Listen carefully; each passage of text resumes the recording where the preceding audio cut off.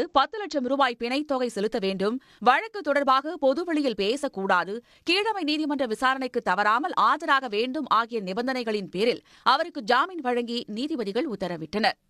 உச்சநீதிமன்ற தீர்ப்பை அடுத்து ஆம் ஆத்மி கட்சியின் தலைமை அலுவலகத்தில் அரவிந்த் கெஜ்ரிவாலின் மனைவி சுனிதா, முன்னாள் துணை முதல்வர் மணீஷ் சிசோடியா மற்றும் அமைச்சர்கள் ஆம் ஆத்மி தொண்டர்களுக்கு இனிப்பு வழங்கி கொண்டாட்டத்தில் ஈடுபட்டனர்.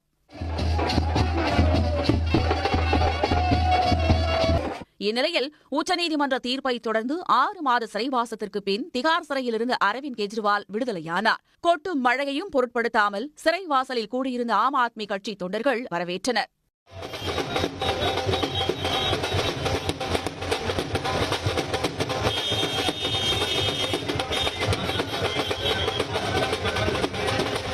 ஹரியானா சட்டமன்ற தேர்தல் அடுத்த மாதம் 5ஆம் தேதி நடைபெறவுள்ள நிலையில் கெஜ்ரிவாலுக்கு ஜாமீன் கிடைத்திருப்பது ஆம் ஆத்மி கட்சியினரிடையே உற்சாகம்